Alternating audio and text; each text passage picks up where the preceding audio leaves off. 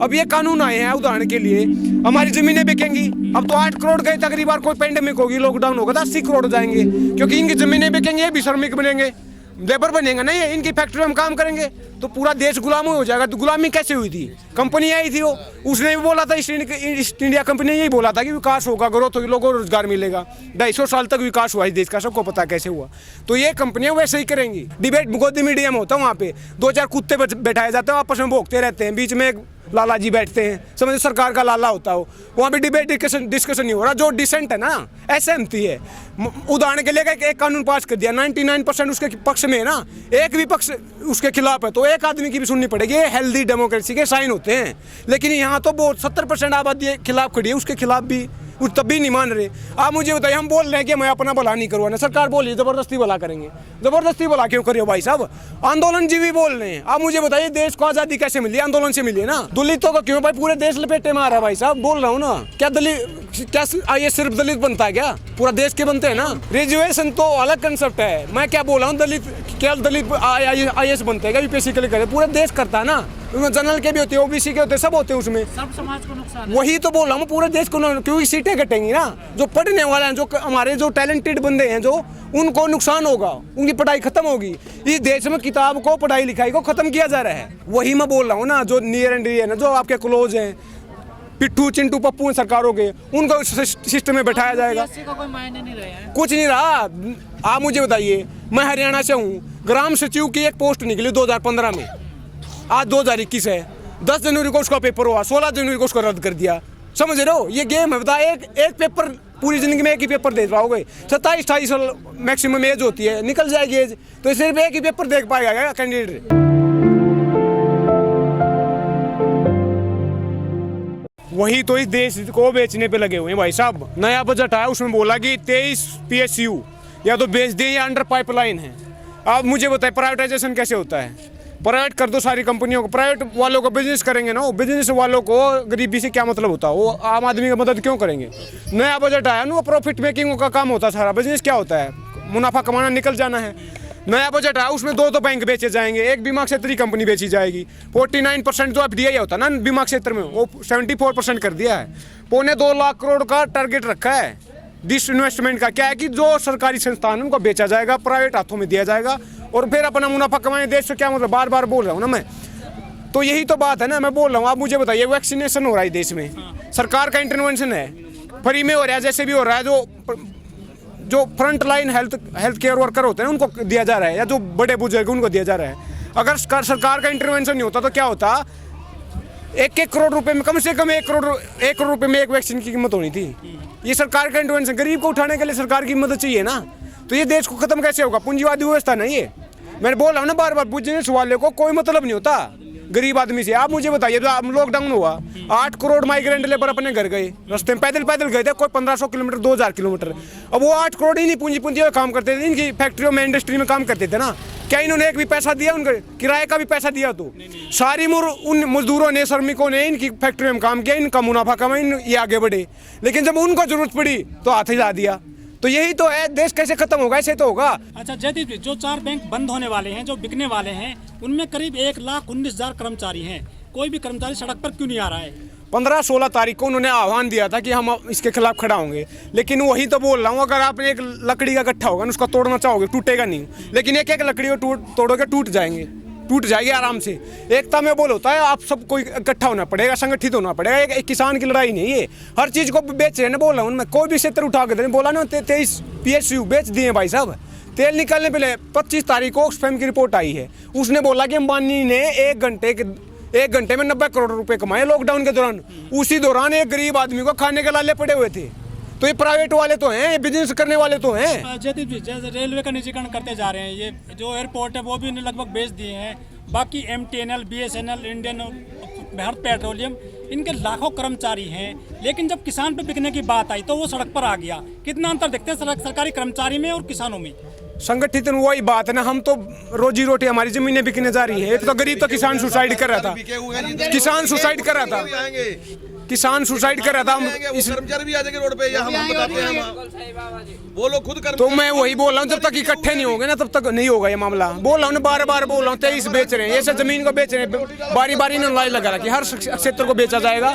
और बिजनेस का क्या, बिजनेस बढ़ावा ही होता होगा, उनका मुनाफा कमाना मतलब होता है। उनको गरीब, किसान, मजदूर, पिछड़ा, दलित, आदिवासी, अल्पसंख्यक, उनसे कोई मतलब नहीं होता, उन गरीबी से कोई मतलब नहीं होता है। बार बार बोल रहा हूँ ना, लॉकडाउन के दौरान क्या हुआ, वैक्सीनेशन का बता दिया। तो ये एक देश को बेचने पर उतारो, पूंजीवादी व्यवस्था इस देश में लागू नहीं हो सकती। 1991 में इकोनॉमी को खोला था एलपीजी के थ्रू, लिबरलाइजेशन, प्राइवेटाइजेशन, ग्लोबलाइजेशन के थ्रू।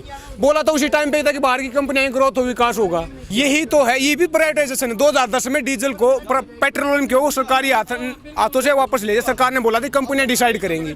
2014 में डीजल को कर दिया था, अब उसको जीएसटी है उससे भी बाहर रख दिया है, कंपनियां डिसाइड कर दे उसके टैक्स कितना लगेगा। गल्फ रीजन में जो क्रूड ऑयल है उसका रेट है 24 या 25 रुपये, यहाँ पे 100 रुपये में बेचा जा रहा है। ये लूट नहीं तो क्या है, 75-80 रुपये कमा रहे 1 लीटर के अंदर, समझ रहे ना। तो यही तो प्राइवेटाइजेशन है, एजुकेशन को, हेल्थ को, टेलीकॉम को, पेट्रोलियम को, हर चीज़ का प्राइवेटाइजेशन कर दिया। अब खेती को प्राइवेट करने जा रहे हैं। जयदीप जी, जब इसकी चैट लीक होती है अर्णव की, तो कोई उस पर केस वेस नहीं होता, न कोई कार्रवाई होती है, लेकिन जो पर्यावरण की कार्य करता है दिशा रवि है, उसको जेल में डाल दिया गया है। वही तो है, अब मुझे टूल किट बोल रहे हैं कि टूल किट का मामला है।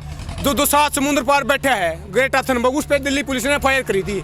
जिन लोगों ने विदेशी आदमी को नहीं छोड़ा, जो इन्वायरमेंटल एक्टिविस्ट है उसको नहीं छोड़ा, तो अपने वाले को कैसे छोड़ देंगे, समझ रहे हो। बाहर वाले को नहीं छोड़े, 7 समुद्र वाले को। दूसरी बात, सबसे इम्पोर्टेंट बात, इंडिया पेरिस क्लाइमेट अकॉर्ड का सिग्नेटरी है, उस पर साइन किए हुए हैं इंडिया ने कि हम पेरिस जो क्लाइमेट एक्शन उसके खिलाफ एक्शन लेंगे, क्लाइमेट को टैकल करना पड़ा। उत्तराखंड में हुआ ना, तो क्लाइमेट एक्शन का कारण हुआ वो बर्फिंग के लिए, समझ रहे हो। ये 2100 अगले आने वाले 80 या 90 साल में हमारे जो बर्फ है ना, वो 1/3 जो ग्लेशियर वो पिघल जाएंगे, बाढ़ आएंगी। वही ये भी प्राइवेटाइजेशन है। आप मुझे बताइए, पीएससी के थ्रू जो पढ़ के आता ना, सालों की मेहनत होती है, बहुत कड़ी मेहनत होती है, जब जाके मुश्किल से सिलेक्शन होता है, और वो भी 700-800 पोस्ट निकलती है सालाना, बहुत कम निकलती हैं। वही तो बोल रहा हूँ। अब ये पिछले साल लेके आए थे 10 लेटरल एंट्री बोली थी, उस टाइम पे पूरा हंगामा था, बोला क्या था कि इधर धीरे धीरे खत्म कर देंगे। अब ये इंक्रीज कर दिया, 30 कर दिया है। अब ये बैक डोर से लेके आते हैं। अब मुझे क्या पता है किसको कैसे लेके आ रहे हैं, क्या क्राइटेरिया, क्या पैरामीटर है, क्योंकि जो सरकारी संस्थान उनको बेच रहे हैं, जो सरकारी नौकरियां उनकी नौकरियां निकाल रहे, टाइम पे पेपर नहीं ले रहे, तो जो सरकारी चीजें हैं उन पे ट्रांसपेरेंसी नहीं है, तो इन चीजों में कैसे होगी प्राइवेटाइजेशन। यही तो लोगों को जो अपने किथन की है ना, नियर एंड डियर जो आपके क्लोज हैं, उनको अपने सिस्टम में बैठाओगे।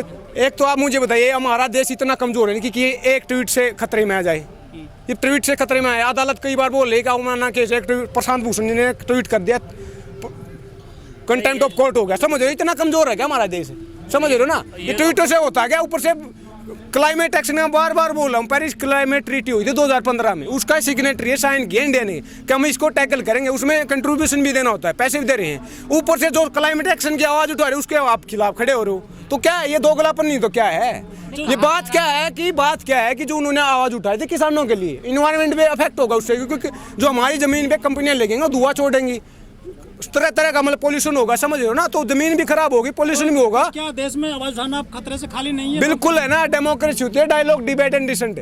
डायलॉग डिबेट का तो तेल निकाल दिया है, क्योंकि पार्लियामेंट में कैसे पेश किए थे सबको पता है, कोई डिबेट डिस्कशन नहीं हुआ। डिबेट तो करते हैं टीवी पर शाम को वो अरे भाई कौन डिबेट करता, सबको पता है, वो बकवास हो रही। डिबेट होता है यहाँ तक आते ही नहीं, यहाँ क्यों बैठते हैं हम सड़क पे, अगर डिबेट होता तो।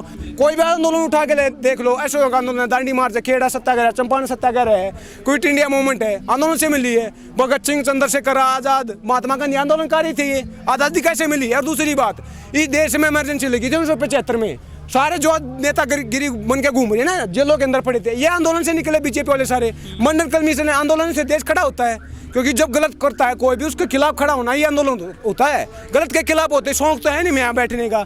और सबसे इंपॉर्टेंट बात है ये कि आर्टिकल 19 हमारे संविधान का बोलता है, राइट टू प्रोटेस्ट की गारंटी देता है। अगर सरकार में दम है तो उसको आर्टिकल को हटा दो, फंडामेंटल राइट है, हम उसका एक्सरसाइज कर रहे हैं। किसी की बाप की जागीर नहीं है संविधान, हमारा भी देश है ना, हमारे से रिलेटेड कानून बना रहे, हमारी बात नहीं सुन रहे, ये क्या मजाक है भाई साहब। जयदीप जी, फसल आ रही है गेहूं की, तो कैसे सर्वाइव कर पाएगा किसान आंदोलन को? सरकार, किसी ने कहा था कि हार हो जाती है मान लिया जाता है, और जीत होती है ठान लिया जाता है। ये किसान ठान गया है, हमारी फसल भी कटेगी और यहाँ पे हम बैठी भी रहेंगे। 2-3 भाई, हम आधी फैमिली वहाँ हो गया थी, यहाँ पे हम हटने वाले नहीं, कुछ भी हो जाए। देखिए मैं खत्म कर दूं बात को। किसी ने कहा था कि हम बदले तो निजाम बदल जाते हैं, हर शख्स और अंजाम बदल जाते हैं। कौन कहता भगत सिंह पैदा नहीं होते? पैदा तो होते हैं मगर नाम बदल जाते हैं। तो अब भगत सिंह आएगा, समाजवाद आएगा, इंकलाब आएगा, गरीब को उठाने के लिए समाजवाद आएगा। अब पूंजीवादी व्यवस्था इस देश में लागू नहीं होगी, बहुत हो चुका लूटपाट, हम इकट्ठा हो गए। अब इसको उधेड़ कर रख देंगे तंत्र को। ये तंत्र भारी हो गया लोग पे, हम उल्टा कर देंगे लोकतंत्र को, जिस जहाँ पे उसकी तंत्र की जगह वहीं पे लेके जाएंगे।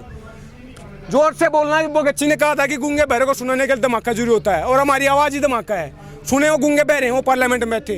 इंकलाब जिंदाबाद, इंकलाब जिंदाबाद, इंकलाब जिंदाबाद, इंकलाब जिंदाबाद, इंकलाब जिंदाबाद। जय हिंद, जय भारत।